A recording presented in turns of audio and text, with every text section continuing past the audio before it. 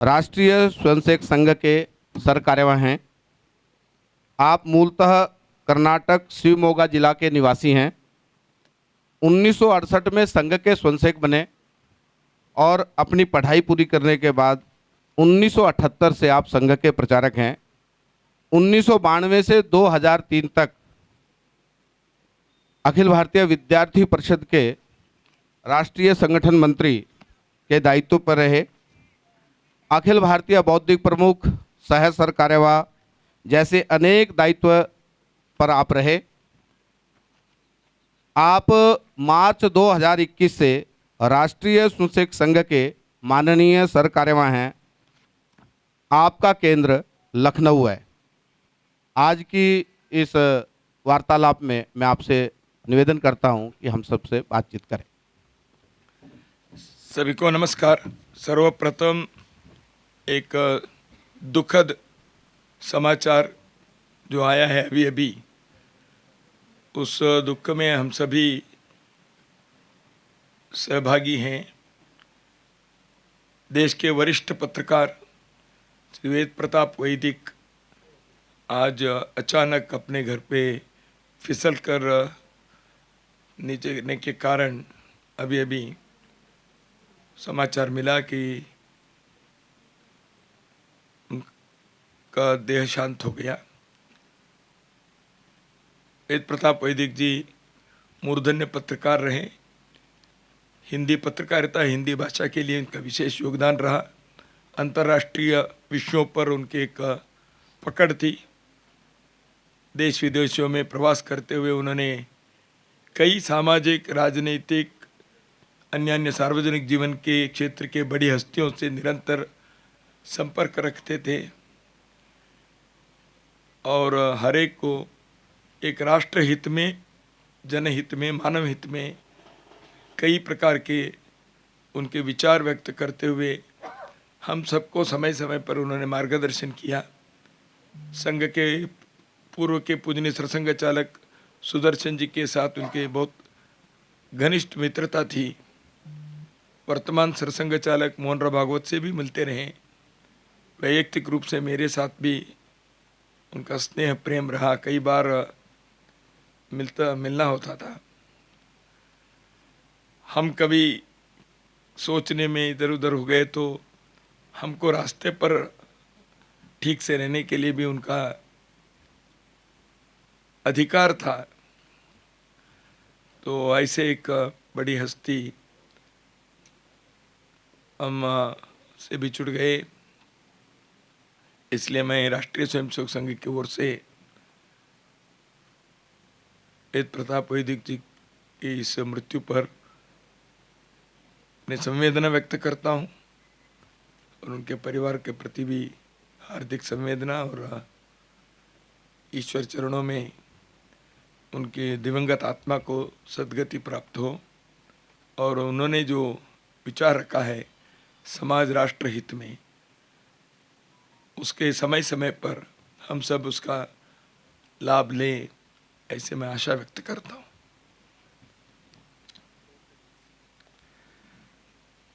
आप सबको सर्वप्रथम मैं धन्यवाद देना चाहता हूँ। समाचार क्षेत्र के, मीडिया क्षेत्र के सभी हमारे भाई बहनें हमेशा के जैसे संघ के कार्यक्रम और बैठकों में अपने सहयोग देकर हमारे बैठकों में हुए विचार मंथन, निर्णयों को आप जन जन तक पहुंचाने का बहुत ही सराहनीय काम करते हैं। आप सबके सहयोग के प्रति मैं और पूरा राष्ट्रीय स्वयंसेवक संघ कृतज्ञ हैं, आभारी हैं। हरियाणा में इस परिसर में अखिल भारतीय प्रतिनिधि सभा की यह महत्वपूर्ण बैठक वर्ष में एक बार जो होती है, गत वर्ष कर्णावती में, अहमदाबाद में हुई थी। कोविड के चलते हम कुछ कार्यकर्ताओं की संख्या वहाँ घटाए थे। इस बार पूर्ण रूप से सभी को आने के लिए हमने निमंत्रण दिया था, सूचना दी थी। 1476 1476 कुल एक्सपेक्टेड नंबर थी। 1389 अटेंडेड। 2 लोग विशेष रूप से इसके अतिरिक्त निमंत्रण पर आए थे। हमने अपने स्वयंसेवक हैं, पूर्व में प्रचारक रहे, एक विदेश में रहते हैं, उनको भारत में आए थे। बहुत वर्षों के बाद उनको प्रतिनिधि सभा में आने के लिए था, इसलिए वो अपेक्षित सूची में नहीं थे, लेकिन वो आए थे तो हमने उनको रहने के लिए कहा था। 1389 हमारे प्रतिनिधि सभा के कार्यकर्ता 94% उपस्थिति हमारी रही। और प्रतिनिधि सभा में जैसे पहले दिन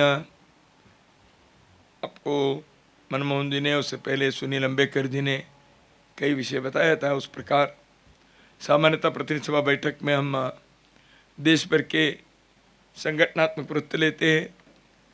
संगठनात्मक दृष्टि से जो शाखाओं की संख्या है उसको बताया है, मैं रिपीट करना नहीं चाहता। वैसे पहले दिन ही उसका पूरा ब्यौरा आप लोगों के सामने आया है। कोविड के 2 साल के कारण जो हमारे लिए एक पूरे देश समाज के लिए चुनौती का समय था, स्वाभाविक रूप से खुले मैदान में संघ की शाखा होना, प्रवास होना, प्रशिक्षण होना, ट्रेनिंग कैंप्स चलाना, they were hampered in a way. So we have regained in last 1 year and we have crossed the 2020 reports by numbers. तो इसलिए अभी स्थानों की संख्या में 9.5% वृद्धि हुई है।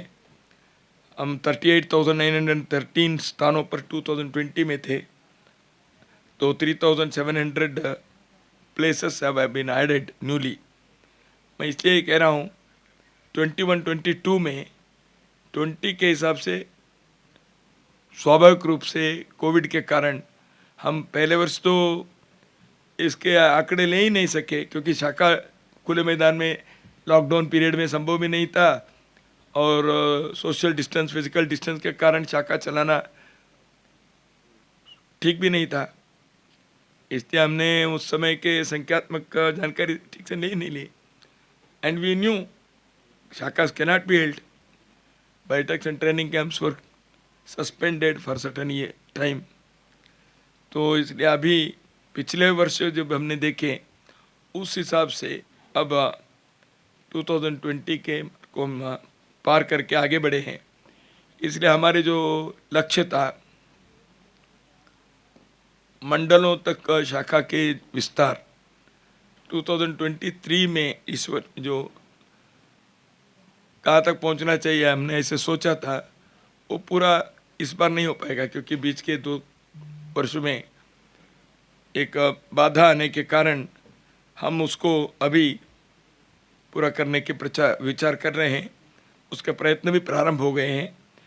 कई प्रांतों में हम पूर्ण मंडल और पूर्ण जिला, पूर्ण खंड कहते हैं। खंड इज ब्लॉक। एक खंड में, एक ब्लॉक में, विकास खंड में जितने मंडल हैं वो सभी मंडल में यदि शाखा है तो हम उसको पूर्ण खंड कह रहे हैं। पूर्ण मंडल मीन्स ऑल हैमलेट्स, विलेजेस अथवा ग्राम पंचायत। अलग अलग राज्यों में थोड़ा रेवेन्यू सिस्टम डिफरेंट है, इसलिए हमने मंडल के नीचे की एक यूनिट, इकाई, वो ग्राम, वो तय करता है प्रांत, ग्राम कौन सा है। क्या है, पहाड़ी क्षेत्रों में, हिमाचल में या मणिपुर में या और कहीं, it cannot be the same as it is in the मैदानी फील्ड्स। तो इसलिए थोड़ा सा भौगोलिक दृष्टि नीचे जाते समय थोड़ा भिन्न हो जाता है। जिला केंद्र तक तो लगभग समान रहता है। तो इसलिए हमारी शाखा की संख्या अभी 68,651 है। This is also 9.8% increase over the 2 years। तो ये अपने वर्तमान में कुल मिलाकर संपर्क युक्त स्थान 71,355, यानी संघ के साप्ताहिक अथवा मासिक कुछ न कुछ गैदरिंग, असेंबली, एकत्रीकरण होते हैं, जिसको हम साप्ताहिक मिलन, मासिक मंडली कहते हैं। ऐसे जगह 71,955 more than the earlier shakha places in addition to that. ये हमारे कुल मिलाकर संपर्कित स्थान हैं। और नई पीढ़ी के जो स्वयंसेवक आते हैं, लेट अस से the school students, 10th 11th 12th college students या उस एज ग्रुप के, उनके लिए हम प्राथमिक शिक्षा वर्ग लगाते हैं। उसमें 1,21,137 new youth have come. It's a 1 week camp, 7 दिन के संघ के शिक्षण वर्ग चलता है। तो कहने का मतलब है कि हमारे कुल मिलाकर 99% जिला कवर किए हैं। 88.3% ऑफ द खंड वी हैव ब्लॉक संघ शाखा वर्ग। उसके नीचे के जो यूनिट है मंडल, वो हम अभी तक 60% क्रॉस करना चाहिए था। खंड तक तो हमने पूरा कर लिया है। 2023 हमारे टारगेट जो था, बिकॉज ऑफ द कोविड, वो मंडल के स्थान को हम अभी पूरा करना बाकी है। वेरएस शाखा और स्थान 2020 से आगे बढ़ गए। That means the trend shows हमारे कार्यकर्ता रिगेन किए हैं, समाज के सहभागिता बढ़ी है, हम शाखा कार्य करने के लिए अनुकूल वातावरण है। ये सब हमारे अनुभव में आया है। यही कारण है कि शाखा क्षेत्र में केवल 1 घंटे की शाखा चलाना इतना ही नहीं हो, पर इट्स इम्पोर्टेंट।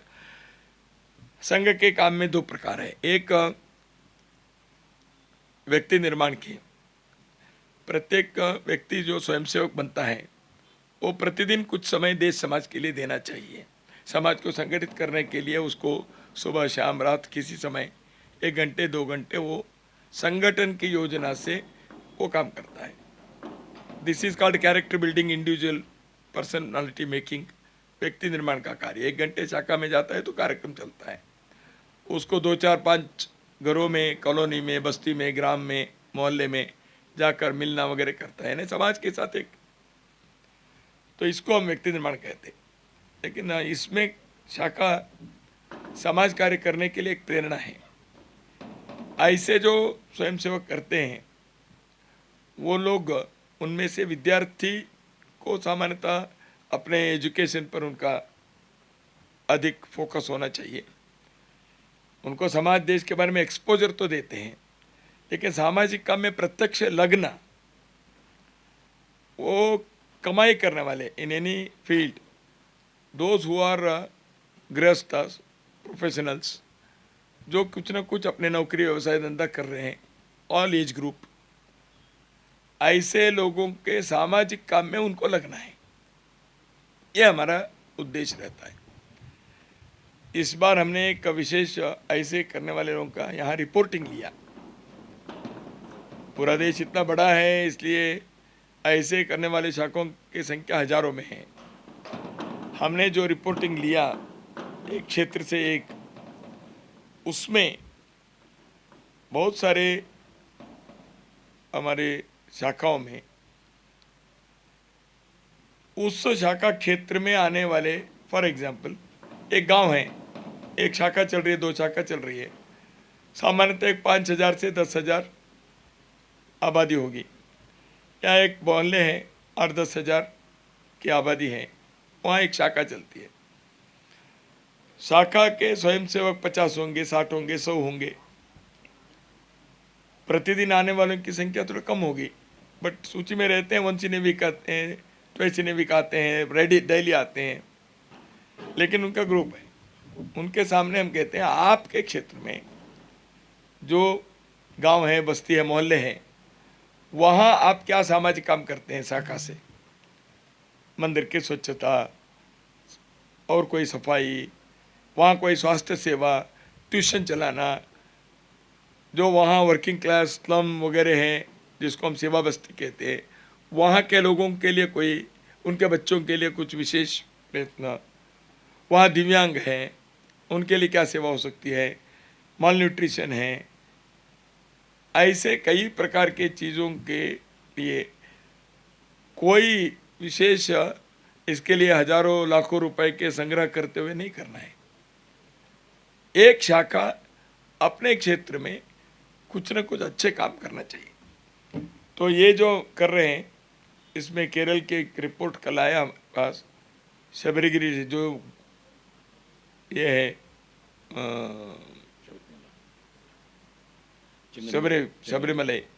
शबरीमலை अय्यप्पा, वो जिला है। वहाँ जो रिपोर्ट आया उसमें उन्होंने स्वयंसेवकों की संख्या 300 है। उस शाखा में लगभग 10,000 लोग हैं उस एरिया में।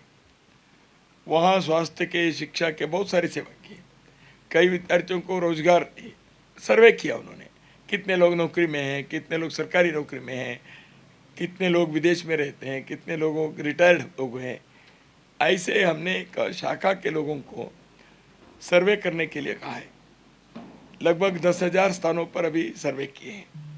वो सर्वे रिपोर्ट फाइनल होने तक हम नहीं कह सकते, क्योंकि हमने एक हर प्रांत में सर्वे के आधार को देखने के लिए अभी इसमें विचार किया है।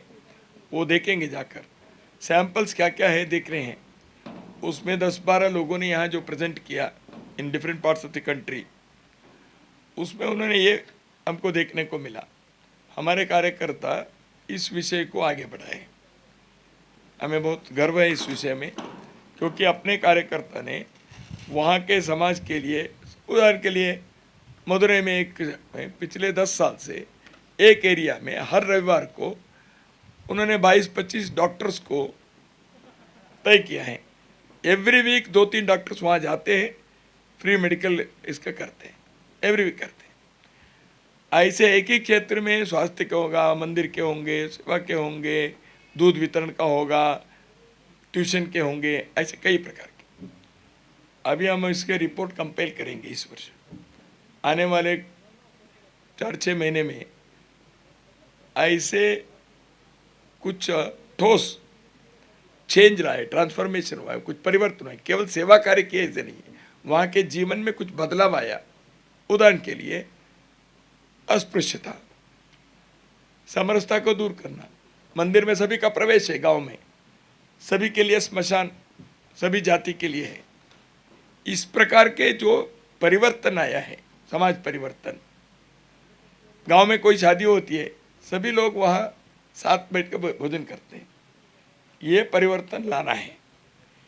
ऐसे जहाँ जहाँ हमारे शाखा के कार्यकर्ता किए हैं, इस प्रकार के विषयों को हम कंपेल करने के लिए विचार किया है। क्रमांक दूसरा, इसमें कुल मिलाकर प्रतिनिधि सभा में हमने एक प्रस्ताव पारित किया है। आने वाले 25 वर्ष देश में अमृतकाल ऐसे घोषित हुआ, इसका स्वागत भी हमने किया है। देश के अंदर एक, पिछले बार मैंने, उससे पहले भी बेंगलुरु में जब सरकार विभाग के नाते मेरा निर्वाचन हुआ था, उसी समय मैंने एक विषय बताया था अंतिम दिन से पत्रकार वार्ता में। देश के नैरेटिव बदलने चाहिए। भारत के प्रश्न पत्र को भारत के उत्तर होना चाहिए। रविंद्रनाथ टैगोर जी ने कहा था, we have been given question paper and we have to answer it on the basis of our own country. तो इसलिए भारत के कई जिस प्रकार की भी स्थिति है, उसके आधार पर भारत को एक दुनिया में, विश्व में एक वैभवशाली, सम्मान मिलने वाले ऐसे देश के नाते अपने को करना है, जिसको विश्व गुरु भी कहते हैं। तो इसलिए भारतीय चिंतन के, जीवन दर्शन के बहुत सारे विषय हैं। उसको विकृत करने के कुछ लोगों ने प्रयत्न भी किया है देश विदेशों में। हिंदुत्व विचार के, भारतीय विचार के बारे में कोई विषय को उठाकर उसके बारे में अनाप शनाप करने का प्रयत्न भी हुआ है। कुछ हमारे समाज के कमियां भी हैं, स्वीकार करते हैं, जैसे अस्पृश्यता के संदर्भ में मैंने कहा, या और कुछ। तो इसलिए, लेकिन उन चीज़ों को केवल उजागर करके भारत ऐसे कहने से नहीं होता।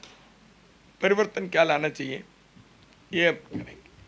और भारत के बहुत सारे जो पॉजिटिव विषय हैं, उसको भी जो विकृत इतिहास को प्रेजेंट करने का प्रयत्न पिछले 50 साल में कई लोगों ने किया है। सही इतिहास बताना पड़ेगा। देश के अमृत महोत्सव जो हुआ स्वतंत्रता के, उस समय हमने राष्ट्रीय स्तर पर इस विषय को अभियान को चलाए हैं, वो जारी है, आगे भी चलेगा। देश अपने स्व को, national self, the identity of this nation, the spiritual, social, cultural identity of our nation, which has been a thing of pride for all the people who were participants in the national freedom struggle. Right from Vivekananda Maharshi, Aurobindo, Lokmanya Tilak, Mahatma Gandhi, are all the entire galaxy of national leaders were proud of Bharat's heritage. इसलिए इस cultural heritage को वर्तमान युग में कैसे प्रस्तुत करना, इसलिए युगानुकूल रचनाएं होनी पड़ेगी। इसलिए शिक्षा के, सामाजिक रचना में, समाज के जीवन में always we say principles are eternal, order is transient. जो जीवन दर्शन के तत्व है वो शाश्वत है भारत के, लेकिन समय समय पर युगानुकूल रचना करनी पड़ती है। नई टेक्नोलॉजी आती है, नई आधुनिकता आती है, दुनिया के ज्ञान बढ़ता है, तो उसके आधार पर हमें नई चीज़ों करना है। आने वाले 25 साल में भारत को न केवल आर्थिक और इंफ्रास्ट्रक्चर के दृष्टि से दुनिया के अच्छे देश बनाना है, वो तो बनाना ही है, ज्ञान के क्षेत्र में, स्वास्थ्य के क्षेत्र में, अनुसंधान के क्षेत्र में, संस्कृति और आध्यात्म के क्षेत्र में, स्पोर्ट्स और कृषि के क्षेत्र में भारत के जीवन शैली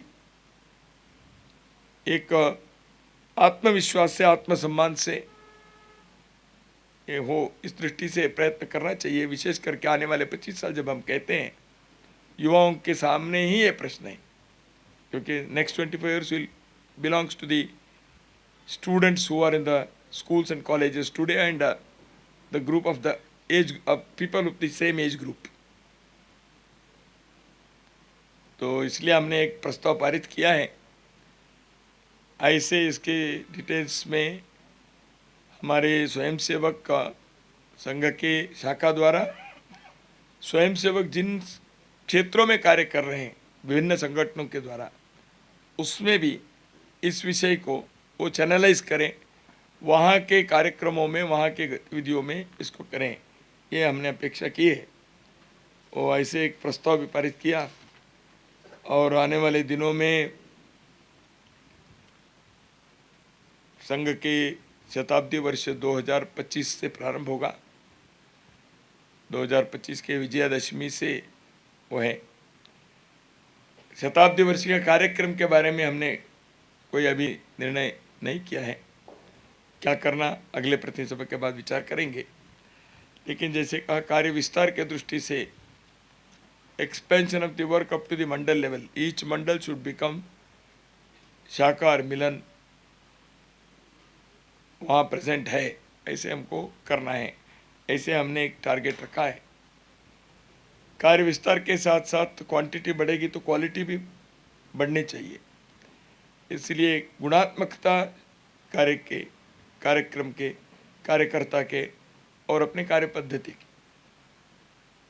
तो संघ के इसमें हम क्वालिटी इम्प्रूवमेंट, आज दुनिया एक छोटा बिजनेस भी है या एक स्कूल भी है, एक एनजीओ भी काम करता है, हर जगह पर क्वालिटी कॉन्शियसनेस है, गुणात्मकता के एक आग्रह रहता है। संघ पहले से इस विषय पर आग्रह करता रहा है, वो हम और कैसे कर सकते हैं विचार करेंगे, उसके लिए योजना बनाई है, प्रयत्न करेंगे। तीसरी बात, सामाजिक दृष्टि से सामाजिक परिवर्तन के 5 विषयों को हमने विचार किया है। विषय 25 हो सकते हैं, हम अपने एक चरण में विचार किया है। सामाजिक समरसता, सोशल हार्मनी, जिसको अंग्रेजी में ट्रांसलेट कर सकते हैं, कुल मिलाकर ऊंच नीच, अस्पृश्य अस्पृश्य, छुआछूत, इन सारी चीज़ों को दूर करने वाले हिंदू समाज के सामाजिक समरसता। दूसरा है परिवार प्रबोधन, फैमिली वैल्यूज, वो जॉइंट फैमिली हो, न्यूक्लियस फैमिली हो। हम तो आग्रह करते हैं, लेकिन व्यावहारिकता हर एक कुटुंब के अलग अलग होती है। तो कम से कम फैमिली वैल्यूज़ को बनाए रखना, भारतीय हिंदू चिंतन के आधार पर जीवन के वैल्यूज़ के बारे में आग्रह करना चाहिए। तो उस प्रकार के प्रैक्टिसेस उनके जीवन में हो, जो दुनिया में फैमिलीज़ के बारे में बहुत आग्रह आज है। तीसरी बात पर्यावरण से संबंधित है, पर्यावरण संरक्षण। चौथी बात स्वदेशी आचरण, जीवन में स्वदेशी। पांचवी बात नागरिक कर्तव्य, civic sense, civic awareness, civic discipline. ये पांचों ऐसे हैं व्यक्ति के जीवन में, कुटुंब जीवन में, व्यावसायिक जीवन में, सामाजिक जीवन में करने लायक है। उदाहरण के लिए मैं बताता हूँ, समरसता। सामाजिक जीवन में हम यहाँ सब बैठे हैं तो कोई सब साथ में रहते हैं, मेरे घर में मैं क्या करता हूँ, ये प्रश्न आता है। ऐसे ही पर्यावरण के, हमारे वर्क प्लेस में, सोसाइटी में, अपने घर में मुझे पर्यावरण के दृष्टि से एक ट्रेनिंग होनी चाहिए हर एक को। वो दृष्टि और आचरण में आना चाहिए, ये प्रयत्न करेंगे। आदत ऐसे बननी चाहिए। कई बार सोचते तो भी आदत नहीं रहती, तो इसलिए उसका ऐसे इन पांचों विषयों में ऑल दी 4 डायमेंशंस, व्यक्ति, कुटुंब, व्यावसायिक जीवन, सामाजिक जीवन, इसमें इसको उतारना चाहिए। ये हमारा दूसरा विषय है। तीसरा मैंने बताया नैरेटिव का, वो है जो होता है भारत के नैरेटिव, भारत के हिसाब से होने चाहिए डीकोलोनाइजेशन ऑफ माइंड, यह भारत में होना चाहिए। पांचवी बात, समाज में बहुत सारे ऐसे सज्जन शक्ति हैं, संस्थाएं हैं, देश के हित में अच्छे काम करने के लिए एक बहुत बड़ा प्रयास सभी कर रहे हैं। इसलिए हमारे एक विचार है, समाज में ऐसे जो positive forces, well meaning forces है, उन सब के साथ नेटवर्किंग करना। हर एक अपने अपने काम करेंगे, लेकिन एक दूसरे से सहयोग, एक दूसरे के मिलकर करेंगे। फोर्स मल्टीप्लिकेशन जिसको कहते हैं, ऐसे फोर्स मल्टीप्लिकेशन करने के काम अपने को करना है। ऐसे हमने इन 5 बातों को शताब्दी वर्ष के संदर्भ में विचार किया है। उसी को यहाँ थोड़ा सा अधिक चर्चा हमने की है। आने वाले दिनों में उसको और अधिक बल देंगे। शाखा को एक परिवर्तन का केंद्र कैसे बनाना, समाज के अंदर वैचारिक बनाना, ये विचार हमने विचार किया है। सभी कार्यकर्ता अपने अपने आज के जो प्रयोग किया उसको बताया। तो कुल मिलाकर ये प्रतिनिधि सभा हमारे बहुत सफलतापूर्वक संपन्न हो गई है। सभी लोगों को यहाँ आने से एक प्रेरणा भी मिली है। हमने पिछले दिनों में संगठन के कुछ विषयों के संदर्भ में एक एक्सरसाइज किया था देश भर में, शाखा के संदर्भ में, तो उसके संदर्भ में भी हमने विचार किया है। हमारे वर्किंग मेथोडोलॉजी में कौन से चीज़ को जोड़ना है, कुछ परिवर्तन करना है, इसका मैटर ऑफ डिटेल्स है। मुख्य रूप से शाखा के जागरण श्रेणी जिसको कहते हैं, जो मैंने अभी बताया, उसको अधिक बल देना। नंबर 2, अगली पीढ़ी के कार्यकर्ताओं को जल्दी नेतृत्व देने की दृष्टि से तैयार करना और समाज में किसी भी प्रकार के भेदभाव होते हुए इसको एक सुंदर समरस समाज बनाने की दृष्टि से जहाँ जहाँ आवश्यक है उस प्रयत्न को हम समर्थन भी करेंगे, सहयोग भी देंगे, सहयोग लेंगे भी। और चौथी बात, भारत के और हिंदू समाज के दृष्टि से किसी भी प्रकार के बाधा वाले का कैसे उस विषय से हिंदू समाज को बचाना और सही अर्थ से हिंदू समाज क्या है इसको प्रस्तुत करने का वैचारिक संघर्ष में आगे बढ़ेंगे। तो ये मैसेज है इस प्रतिनिधि सभा के। धन्यवाद, आप लोग इतने मेरी बात सुने, इसलिए आपको कुछ पूछना होगा तो इधर से शुरू करते हैं। सर हाँ, ऑन करो।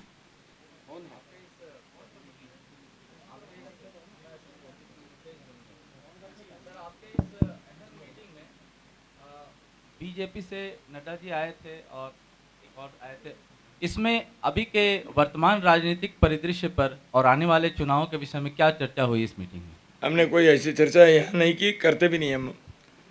वो अपने क्षेत्र में करते हैं, संघ के स्वयंसेवक अन्य अन्य क्षेत्रों में काम करते हैं, राजनीतिक क्षेत्र में भी करते हैं, इसलिए उनको हमने यहाँ बुलाया था। और ये परंपरा 50 साल से भी चल रही है, और इसलिए वो उनका कोई उन्होंने विषय भी नहीं रखा।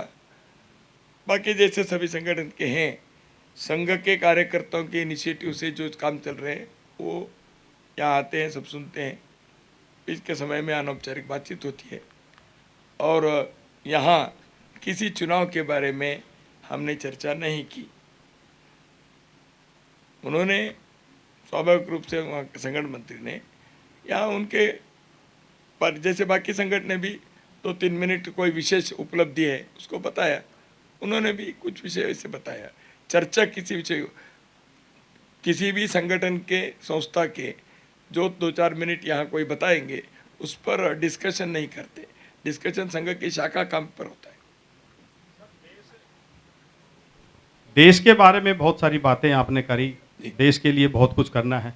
आज परिवारों में बहुत भ्रांतियां जन्म ले रही हैं। पिता और पुत्र का ये रिश्ता कहीं ना कहीं तार तार हो रहा है। हम लिखते हैं उनको, तो इसके ऊपर कोई कार्यक्रम क्या कर रहे हैं? मैंने बताया परिवार प्रबोधन का, परिवार के अंदर सामंजस्य, परिवार एक रहे, इस दृष्टि से आग्रह, ये मैंने बताया।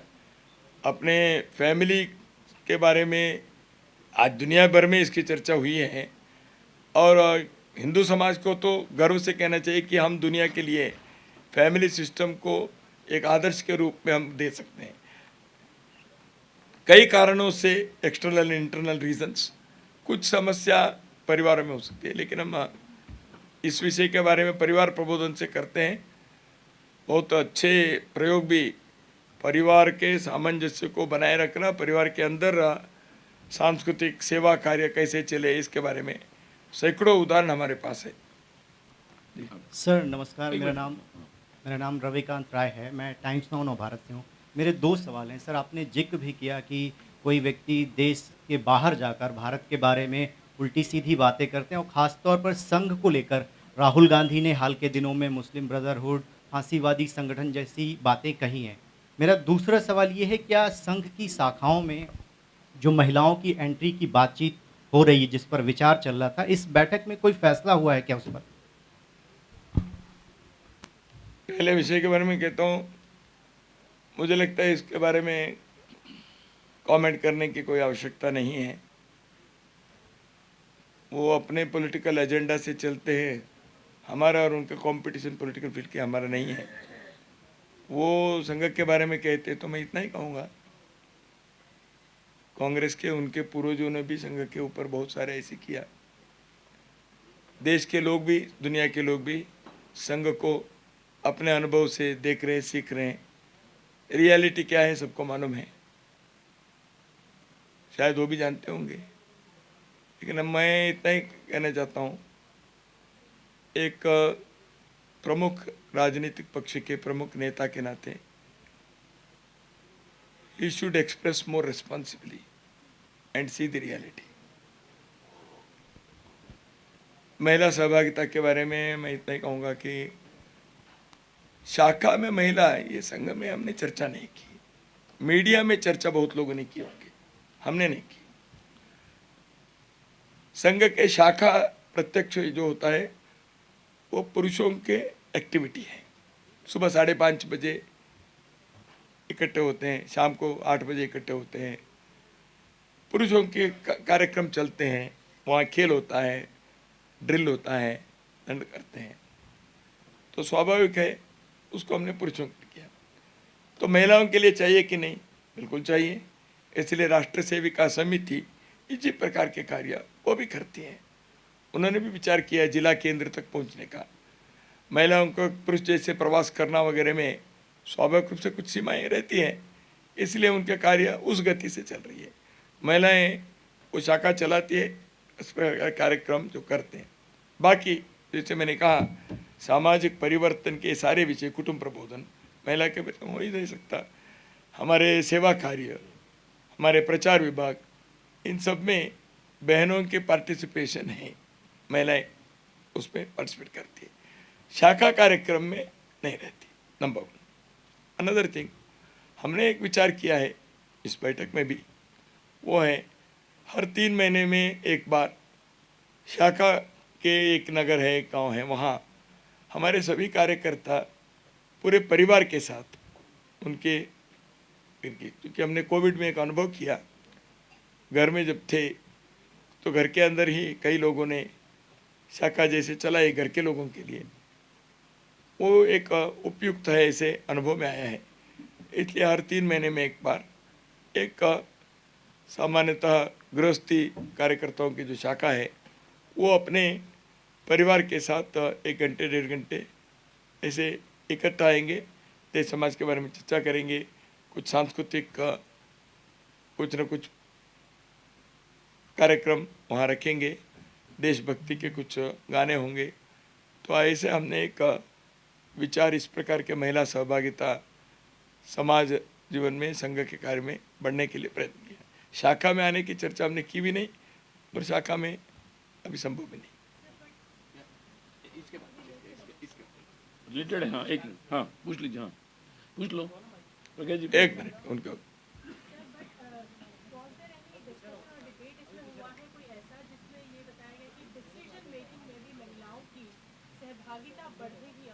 इन सारे विषयों में डिसीजन मेकिंग में है, सेवा कार्य में, प्रचार विभाग में, मैं जिन जिन को बताया, मैंने जो पहले जगह उन सब में महिलाओं के डिसीजन मेकिंग में है वो।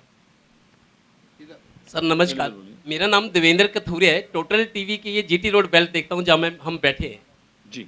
सवाल मेरा ये है, पिछले 4-5 साल के आंकड़े ये बताते हैं कि स्टूडेंट्स बड़ी संख्या में विदेश में पढ़ने जा रहे हैं हिंदुस्तान से, और दूसरा यूथ को लेके जो बेरोजगारी है, बड़ी निराशा का माहौल है युवाओं में, और एक तरफ विदेश जा रहे हैं शायद सेटल होने के इरादे से, पढ़ने के इरादे से। दूसरा ये आजकल सरकारों में होड़ लगी है कि शराब के ठेके ज्यादा खोले एक ही जाएं। प्रश्न पूछिए ना। शराब के ठेके ज्यादा खोले जाए, चाहे हरियाणा दिल्ली, सर, आमदनी को बढ़ाने के लिए। एक तरफ हम क्षेत्र निर्माण, राष्ट्र निर्माण की बात करते हैं। ऐसा ना करें, एक व्यक्ति एक ही प्रश्न पूछे तो सब लोग पूछ पाएंगे। हाँ हाँ, पहले का आपका स्टेटमेंट हो गया, प्रश्न क्या है उसमें? स्टूडेंट्स बहुत ज्यादा संख्या में बाहर पढ़ने जा रहे हैं। ओके। देश में बेरोजगारी का, निराशा का माहौल है, यूथ ठीक है, तो को चिंतन होना चाहिए आरएसएस की सभा। बिल्कुल होना चाहिए ना। ऐसे हैं, विदेश में जा रहे हैं, कई वर्षों से जा रहे हैं, इसलिए भारत में सरकार भी सोच रही है कैसे यहाँ के विश्वविद्यालयों को, यहाँ के इसको अच्छे क्वालिटी के और बनाएं। उन्होंने 20 यूनिवर्सिटी के बारे में भी भारत सरकार ने सोचा, उसको वर्ल्ड क्लास यूनिवर्सिटी बनाने का मैं स्वागत किया था। और विदेश में विद्यार्थी चाहे, एक फॉरेन यूनिवर्सिटी के डिग्री के एक मोह है, एजुकेशन वहाँ अच्छा ऐसे नहीं है। मैं देश और यूनिवर्सिटी के नाम नहीं बताऊंगा, मैं भी 10 बार विदेश में गया हूँ। वहाँ भारतीय विद्यार्थियों से मैंने बैठकर चर्चा की, साहब हमारे यहाँ टीचिंग अच्छा रहता है, प्रोफेसर मिलता है, यहाँ हम आते हैं केवल फॉरेन यूनिवर्सिटी की डिग्री के लिए, पढ़ाई वहीं अच्छा होता है, ऐसे कहने वाली यूनिवर्सिटी के सैकड़ों विद्यार्थियों से मैं मिला हूँ। मैं I can tell the university name also, but I don't want to tell here in the interest of those universities. Now coming back to the thing, विदेश में जाने वाले को मोह है, इसलिए भारत सरकार सोच भी रही है क्या फॉरेन यूनिवर्सिटीज़ को यहाँ ऑपरेट करने के लिए कर सकते हैं क्या। लेकिन कुछ भारत के यहाँ के रूल्स, यहाँ के नैक है, बाकी है, यहाँ के इसमें वो फिट बैठने चाहिए, कौन से क्षेत्र में करना, मैटर ऑफ डिटेल्स है। नंबर 3, जो ऐसे विदेश में जाते हैं वहाँ भी वो भारत के सही चित्र का प्रतिनिधित्व करें। विदेश में गए, कोई जाना, कोई जब हम होते हुए कुटुंबकम कहते हैं विदेश में जाना रोकना चाहिए, ऐसे नहीं कहते। बेटर एजुकेशन यहाँ मिलता है तो यहाँ रहेंगे, बिल्कुल ठीक है। फिर भी कुछ लोगों को विदेश में जाने की इच्छा हो सकती है। वहाँ जाने के बाद भी भारत के एक गर्व से भारत के वहाँ प्रतिनिधित्व करे, अपने विद्यार्थियों के मित्रों के बीच उत्तरीटन करे। ऐसे वहाँ कुछ पहले गए हुए स्वयंसेवकों ने अलग अलग फोरम अलग अलग देशों में बनाए हैं, छोटे बड़े बनाए हैं।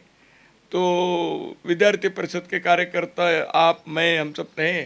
पूर्व में जो विद्यार्थी परिषद कार्यकर्ता आज विदेशों में जगह जगह पर है, यूनिवर्सिटीज़ में भी है, उनको कहूँगा आप ऐसे आने वाले विद्यार्थियों को, भारतीय विद्यार्थियों के साथ ऐसे कैसे भारत के गौरव को बढ़ाए, इस दृष्टि से विचार करो।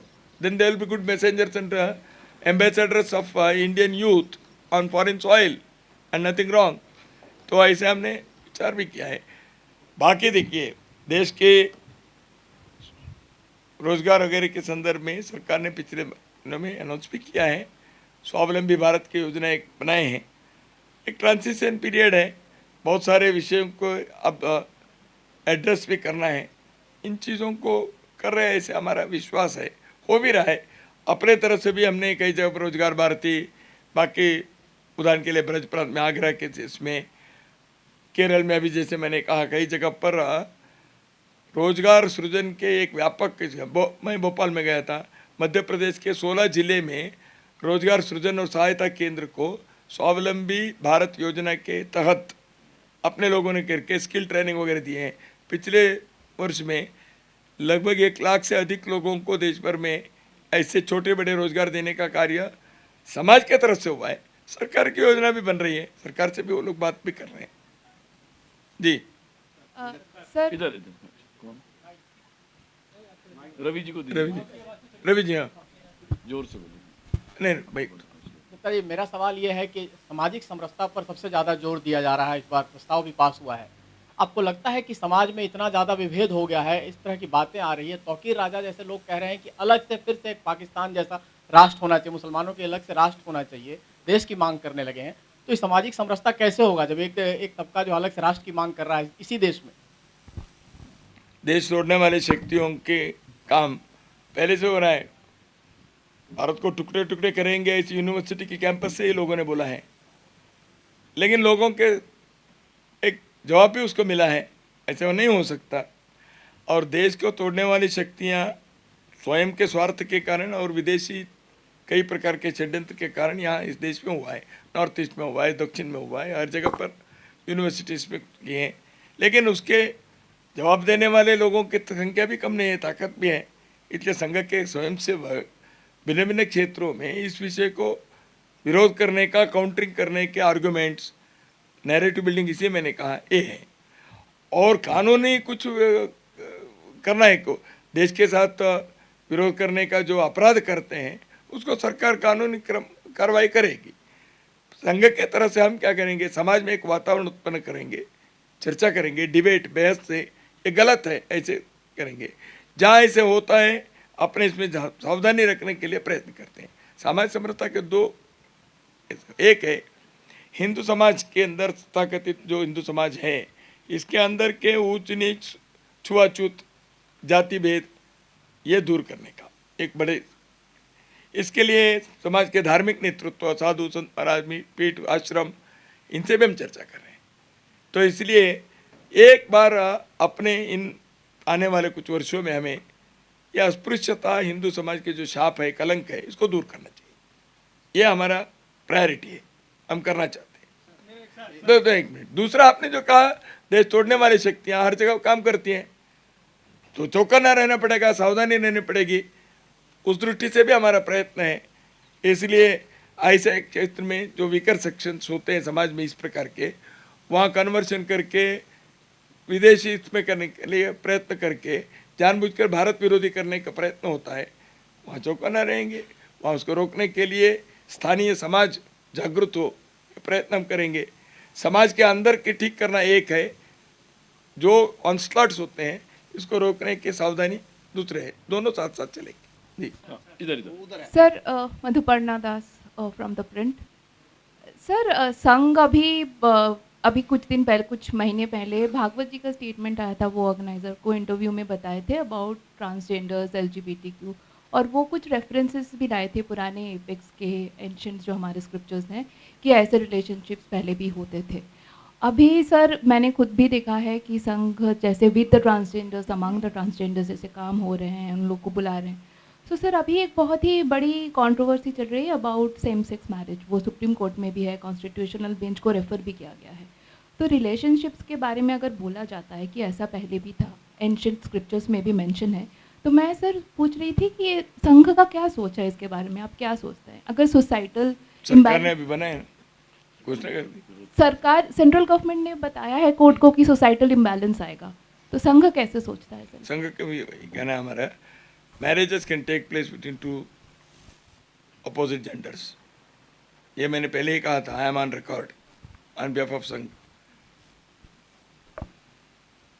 मैरिज का ये देखिए, मैरिज हिंदू जीवन दर्शन में विवाह जो है एक संस्कार है। It is not an instrument for only enjoyment, neither it is a contract. विवाह जिसको विवाह कहते हैं, साथ कोई भी रहना वो अलग है। आप मैरिज जिसको कहते हैं वो भारतीय चिंतन में, हिंदू दर्शन में हजारों वर्षों से, लाखों वर्षों से यह एक संस्कार है, षोडश संस्कार। उस संस्कार के अर्थ यह है, two individuals they get married and live together, लेकिन वो केवल अपने लिए नहीं है, वो एक परिवार बसाते हैं। वो समाज हित में होता है, ग्राम हित में होता है। इसलिए हमारे हिंदू जीवन पद्धति के सभी विवाह के जितने भी हमारे यहाँ रस्में हैं, मंत्र हैं वगैरह, उसमें आप दोनों इकट्ठे आ रहे हैं, ये समाज जीवन को अच्छा करने के लिए। धन्यो गृहस्थाश्रम, यह हमारे यहाँ का है। इसलिए गृहस्थाश्रम में प्रवेश करना है, यानी जो विवाह करने वाले हैं, तो वो इस आदर्श को पूरा करने के लिए है। It is not for personal physical sexual enjoyment, it is not a contract, it is a संस्कार। संघ इसलिए इस विषय को, जो समाज के जो रिवाज है अभी तक के, उसमें, हाँ, उसमें आधुनिक काल में कुछ दहेज के पद्धति हो गए, उसको दूर करो, ऐसे कुछ विषय हो सकता है। लेकिन समाज में विवाह यह पुरुष और स्त्री। यतीन्द्र जी, फिर आप, मेरा उसके बाद मेरा आप। सवाल है, जब इमरजेंसी लगी थी 75 में, तो संघ और संघ के स्वयंसेवकों ने एक बड़ा अभियान चलाया था। लेकिन अब जो मौजूदा विपक्ष है वो आरोप लगा रहा है कि देश का जो लोकतंत्र है वो खतरे में है, और केवल देश में नहीं विदेशों में जाकर देश को बदनाम किया जा रहा है। तो इसमें संघ का क्या सोचना है? क्या लगता है कि लोकतंत्र खत्म हो गया?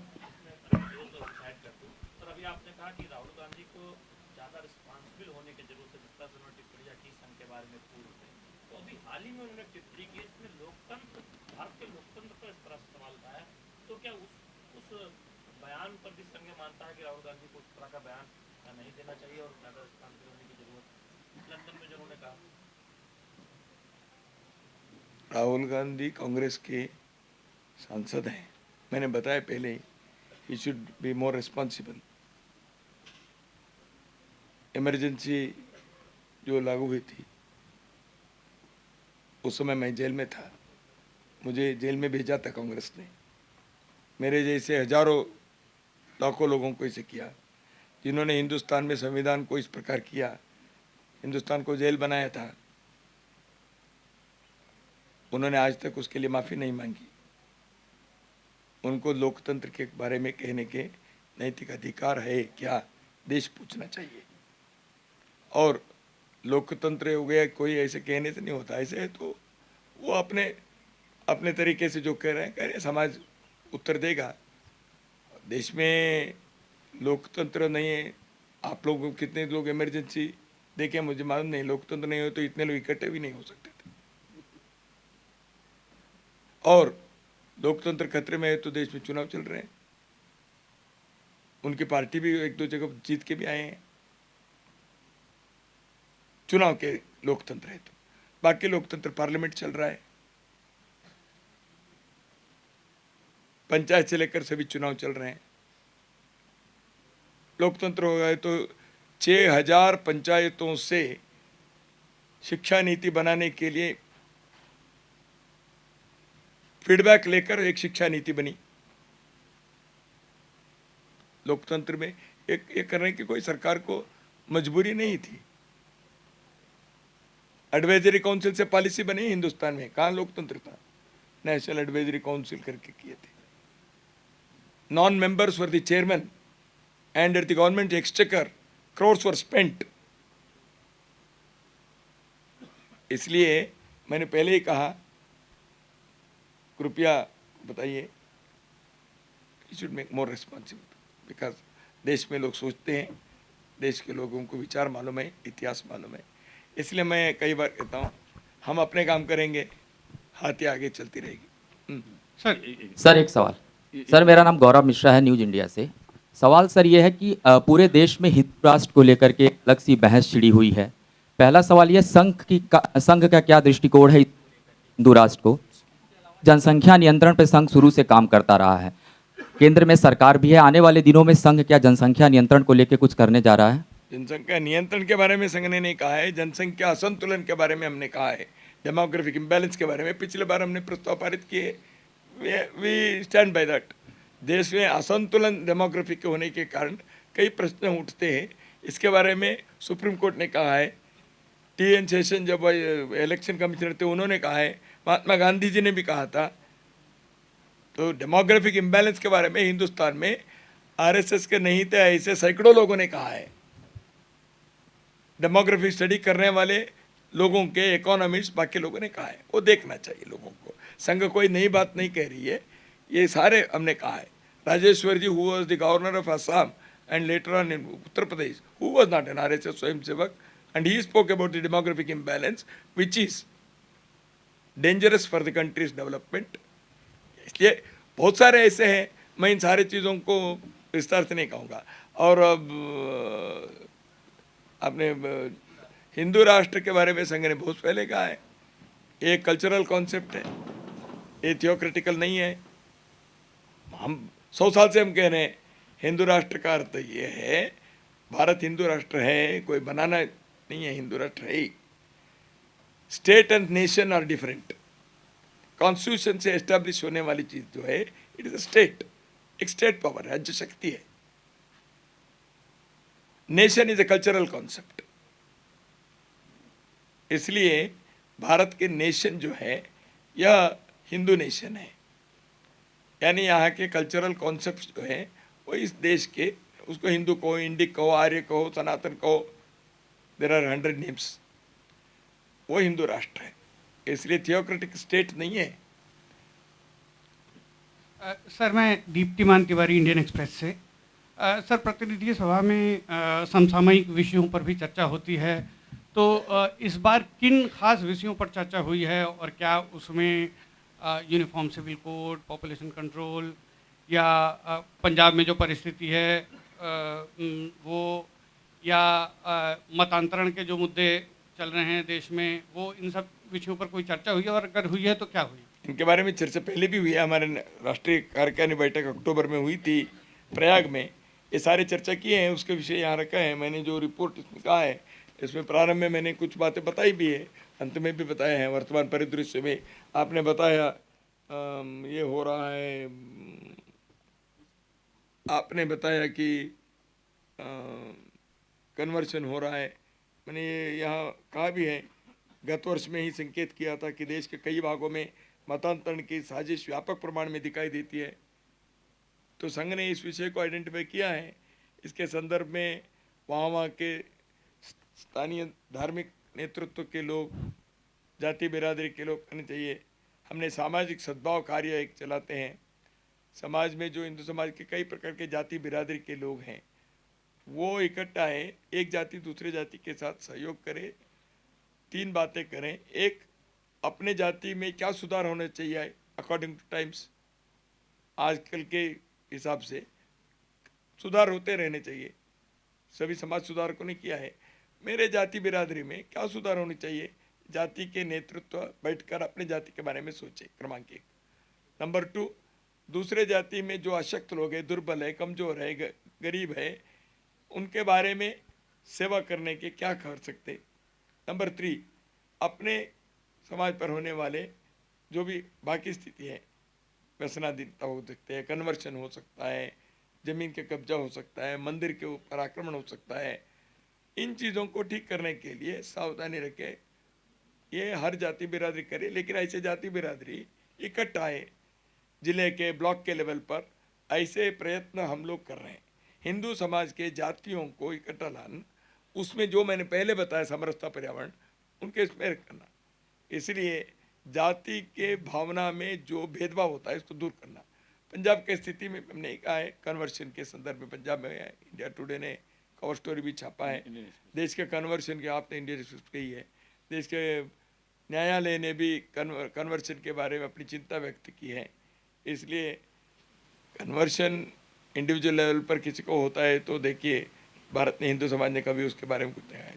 जब वो एक साजिश के तहत होता है, वो स्किन डीप है, it is not change of heart, it is because of certain fraudulent and forceful methods, and hundreds and thousands of cases are there as testimonies. इसलिए उसके बारे में समाज जागरूक है, करेंगे। यहाँ पे क्या है, हर 6 महीने में हम बैठक होते तो ये सारे विषय आते ही हैं, इसलिए पहले गाड़ी चली है, उसी को आगे बढ़ानी है। Sir, how does the RSS view this issue of language pride? Because suddenly in the last few days we've been noticing some sense of violence, against, Hindi migrants. So there is a semblance of north-south divide. ये language pride का जो मसला है, इसको RSS कैसे देखता है? भारत में भाषा के आधार पर अपने राजनीतिक रोटी सेकने के लोग पहले से हैं और उनके मंशा अब तक पूरी नहीं हुई है। वो डिस्टर्बेंस कर सकते हैं, they can put impediments and they have been doing it, and it is only short success for them, and I am sure. क्योंकि भारत में देखिए, तमिलनाडु में भी आप नीचे जाकर जाएंगे तो हिंदी सीखने वालों के, हिंदी ट्यूशन लेने वालों की संख्या बड़ी है।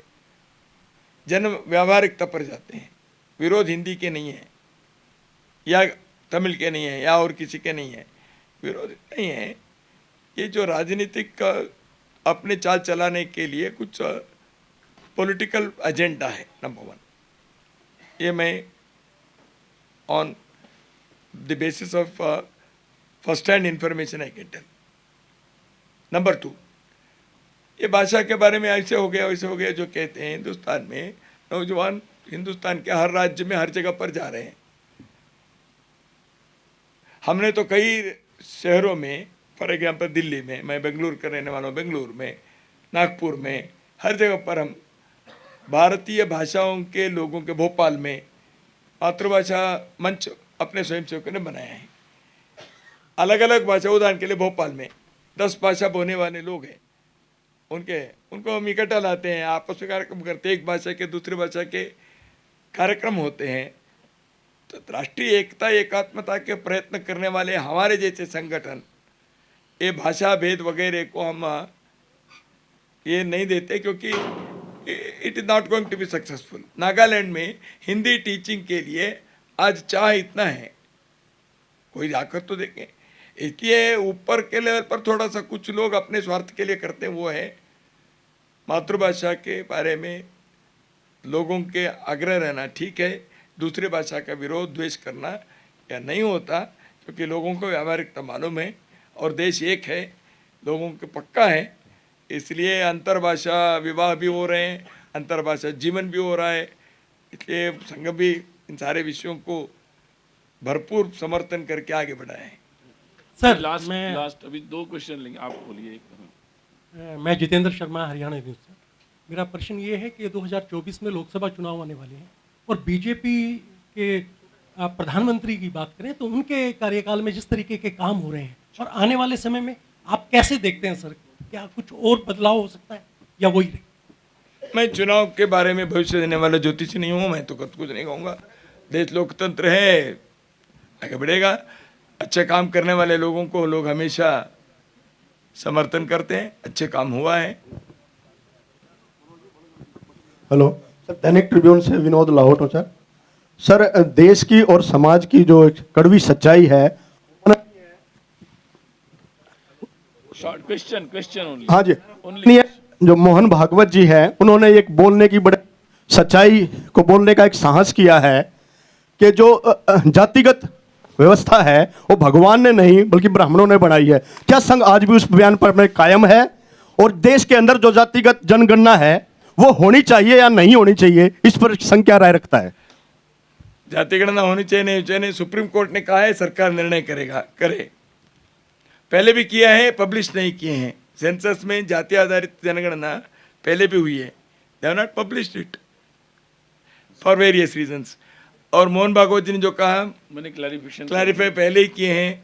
पंडितों ने कहने का अर्थ यह है, उत्तर भारत में पंडित कहने से केवल ब्राह्मण ऐसे मानते हैं। पंडित का अर्थ है स्कॉलर्स, पंडित का अर्थ है ज्ञान लोग, वो केवल ब्राह्मण कुल के ही, आज जो ब्राह्मण जाति है ऐसे नहीं होते हैं। उन्होंने मराठी में भाषण दिया था, जो पढ़े लिखे लोग, शास्त्र को इंटरप्रेट करने वाले लोग जो होते हैं, वो लोगों ने ऊंच नीच स्ट्रेटिफिकेशन ऑफ सोसाइटी लोगों ने बनाया, ये मनुष्य ने बनाया, भगवान ने नहीं बनाया। भगवान ने सबको समान बनाया, मनुष्य ने अपने आवश्यकता के लिए या स्वार्थ के लिए, कोई भी हो, ऊंच नीच ये वो सब कर दिया।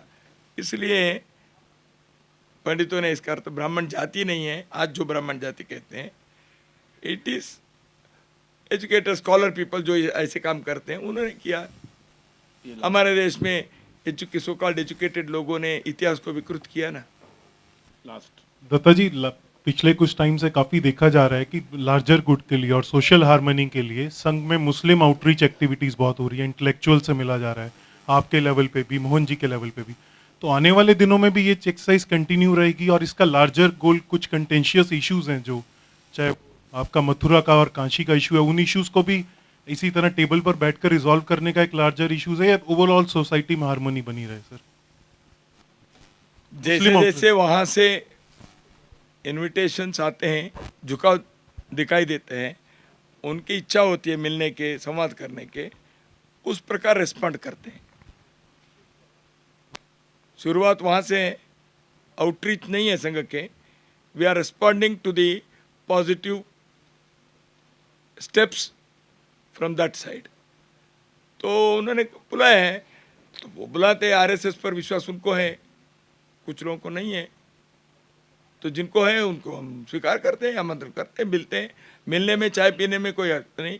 हम तो दुनिया को एक कुटुंब मानते हैं, हमारा कोई द्वेष नहीं है किसी मत धर्म के। सब राष्ट्र के हित में काम करना चाहिए, ये हमारा पक्का है। हम अपने ज़मीन पर ऐसे हैं, जहाँ जाते हैं वही बताते हैं। और मिलना किसी की इच्छा है, मिलते हैं, मुसलमान से मिलते हैं, ईसाई से भी मिलते हैं, विदेश के लोग भी आकर मिलना चाहते हैं। We are an open organization, we are ready to meet anybody जो अपनी इच्छा व्यक्त करते हैं मिलने के, बात करने के, संवाद करने के, डायलॉग करने के। तो जब मिलते हैं तो कुछ ना कुछ बात होती है, अच्छी है, लोकतंत्र यही है। नमस्कार। आप सब आए, आपका सबका धन्यवाद।